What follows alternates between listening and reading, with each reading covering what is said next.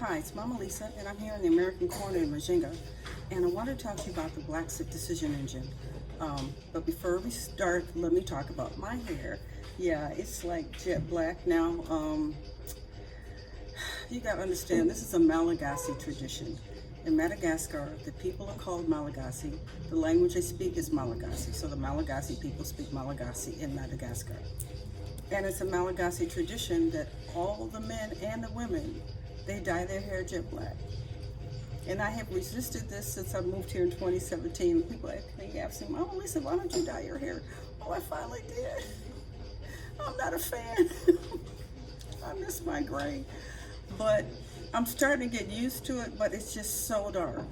And it's such a dramatic change. I'll try to put a picture up in the video showing what my normal natural hair looks like. It's quite gray. And I'm looking forward to it coming back. Okay, now back to the Blaxit Decision Engine.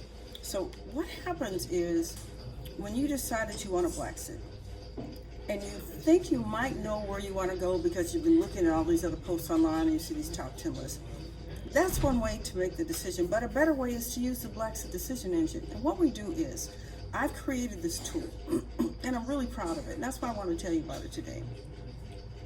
I selected about 120 countries around the world that I think most Blaxiteers are going to want to settle in. For obvious reasons, most of Eastern Europe, Poland, Latvia, Liechtenstein, Russia, well that's not, Moldova, all those countries, the Kazakhstans, all those are out. As is Israel, Palestine, Equatorial Guinea, Vatican City, for obvious reasons. And then those little tiny islands like Nauru and I can't think of them off the top of my head, but those are countries that are valid, but there just aren't a lot of black people moving there. If suddenly a lot of people say, I want to move to Poland, then we'll add Poland to the list.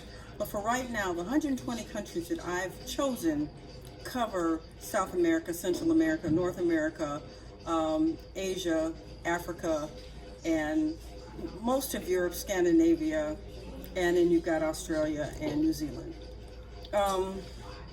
So what I've done then I took a query of each country, looking at a variety of factors like racism, cost of living, quality of private health care, because most Blaxiteers are going to use private health care. There are some countries where you use public. For the most part, you're going to be buying private. And that's a whole other topic for another day. Quality of education, distance from New York City, infrastructure, all the stuff that we're going to want to worry about. I've done a query for each of these countries. I've created this massive database. Then I went through and created a numerical index where each one of these topics rates within that country. For example, Rwanda, East Africa. When it comes to political stability, they get 20 out of 100. Very low rate because it's an authoritarian regime. Now, a lot of black folks have moved there and they love it, and that's fine. This is not a judgment call, but it's still a dictatorship. And dictatorships generally are not stable, so it ranks very low on the stability list. Then we get into like LGBTQ safety for Rwanda, and that's mid-range, it's around a 60. But when you get to racism in Rwanda, it's way up in the 90s because there's virtually no racism there. So then after each country has an index for each one of these factors, then I have my clients, my students, do a very extensive questionnaire, and you tell me, how important is it to you to have clean drinking water? How important is it to you that animal welfare, women's rights, LGBTQ, all these things, how important? And you rate each one extremely important to not important at all. Then, to each one of your answers, that's assigned a weight as well. So if it's extremely important, it's a ×2. If it's moderately important, it may be a ×1.3 or 1.5. If it's not important, it's just 1.0, which means it basically has no impact on the scoring at all. Okay, so we got all this done. We got your questionnaire. We got all these countries ranked.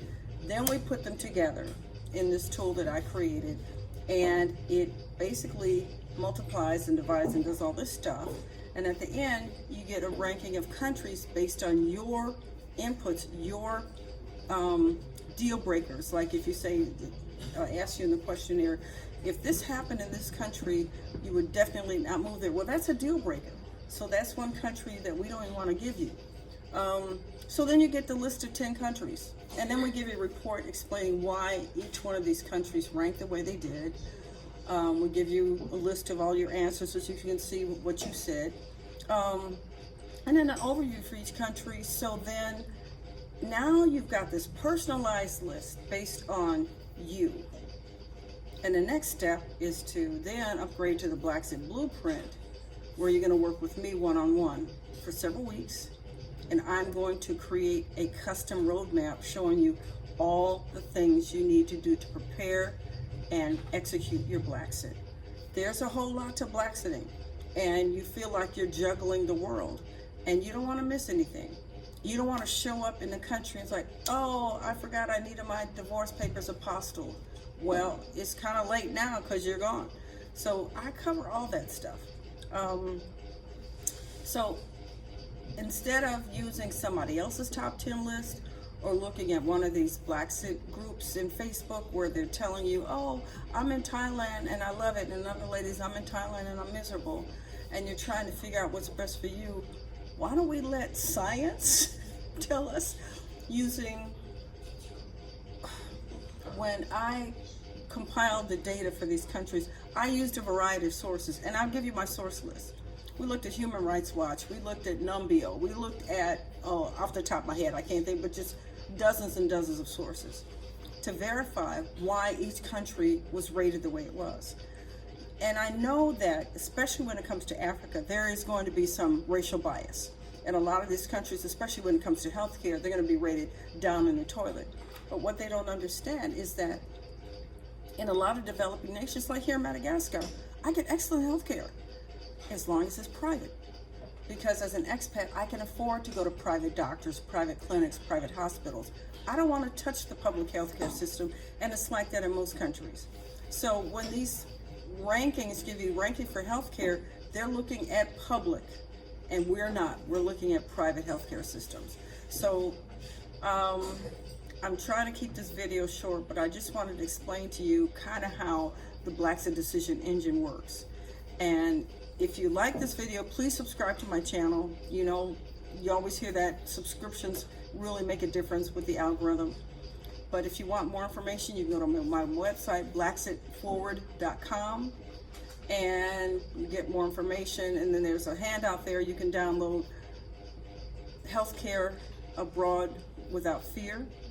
That explains everything you need to know about getting healthcare abroad and whether it makes sense to get international insurance, whether you should cancel your Medicare before you leave, yes, and a lot of other stuff you probably wouldn't expect. So anyway, thanks so much for your time.